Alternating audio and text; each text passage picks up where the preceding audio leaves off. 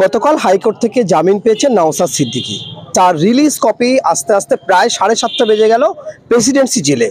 আজ সে জেল থেকে মুক্তি পেলেন না। তার আইনজীবী শামীম আহমেদ, আমরা তাকে এখানে পেয়েছি, আমরা জেনে নেব এই লেট বা এত লেট হলো কেন, কেন এই গাফিলতি হলো, কি জন্য হলো, এবং তাকে আজকে বার করা গেল না, কি বলবেন? না, বার করা গেল না তার কারণ হচ্ছে যে আপনারা ইতিমধ্যে শুনেছেন যে রাজ্য সরকারের যে আইনজীবী নাকি অবজেকশন করছেন যে সার্টিফাইড কপি চলবে না, মানে যে সিওরিটি দেওয়ার প্রশ্ন এসছে সেই সিওরিটি দেওয়ার প্রশ্নে কোর্টের স্যাটিসফ্যাকশন হওয়া প্রয়োজন যে যে দলিল দিচ্ছে সেই দলিলটা অথেন্টিক কিনা।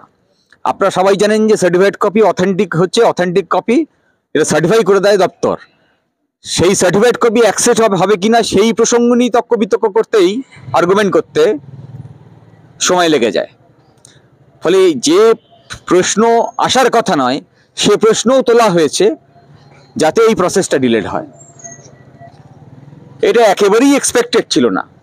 আইনজীবীরা, রাজ্য সরকারের যারা আইনজীবী তারা ব্যাংশাল কোর্ট থেকে চেষ্টা করেছেন, হাইকোর্টে যখন বিচার চলছে আদালত প্রশ্ন করে যে নওশাদ সিদ্দিকী যে তা কোনোভাবে মেরেছেন, কোনো একটা ভিডিও ফুটেজ দেখান, পারেননি। তারা দেখিয়েছে কি ফলোওয়ালা যারা হকার্স পাশে আছে তাদের কাছ থেকে একটা ইংরেজিতে স্টেটমেন্ট নিয়েছে যে নওশাদ তাকে দেখতে পেয়েছে যে তারা মেরেছে। ফলোওয়ালা ইংরেজিতে স্টেটমেন্ট দিচ্ছেন, বুঝে নিলেই আপনার যারা সাধারণ নাগরিক তারা সকলেই বুঝেন যে এইসব স্টেটমেন্ট কিভাবে তৈরি হয়। আর ভিডিও ফুটেজ দেখাতে পারেননি যে নওশাদ কোনো রকম অপরাধ সংঘটিত করেছে, তারপরেও 40 দিন জেলে থাকতে হয়েছে। ফলে রাজ্য সরকারের পুলিশ এবং তার পরবর্তী যারা সেই পুলিশি অ্যাকশনকে ডিফেন্ড করেছেন তাদের অবস্থান একেবারেই এক্সপেক্টেড না। সরকারের তার নাগরিকের প্রতি যে ব্যবহার আমরা আশা করি তার সঙ্গে সামঞ্জস্যপূর্ণ নয়। এই যে লেট, এত লেটে পৌঁছানোর কারণে আজকে নওশাদ প্রেসিডেন্সি জেল থেকে বার হতে পারলেন না। বহু কর্মী সমর্থক তারা এখানে এসেছিলেন এবং সেই সঙ্গে তারা ফুল মিষ্টি নিয়ে, যে আবেগ নিয়ে তারা ফিরে গেছেন, এটার জন্য কি বলবেন আপনি? মানুষের বিচার পাওয়ার পরে, ন্যায় পাওয়ার পরে মানুষ আবেগের ঢল নামবে, এটাই স্বাভাবিক।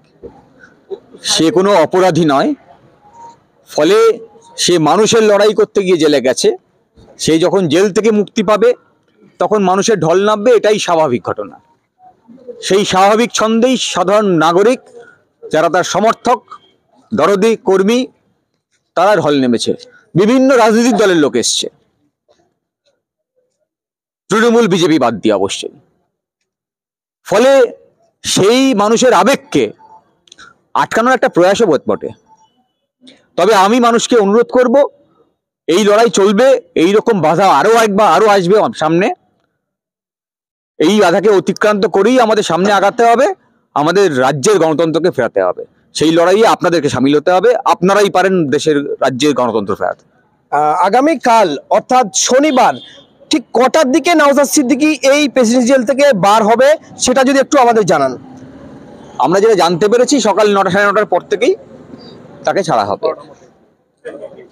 আমরা এই মুহূর্তে কথা বলে নিলাম শামীম আহমেদ, যিনি হাইকোর্টে এবং ব্যাংশাল কোর্ট বা বারুইপুর একাধিক জায়গায় মামলা লড়ছিলেন।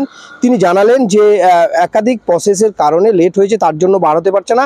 আগামীকাল সকাল 9টার পরে নওশাদ সিদ্দিকী প্রেসিডেন্সি জেল থেকে বার হয়ে যাওয়ার আশঙ্কা তিনি আমাদের জানালেন।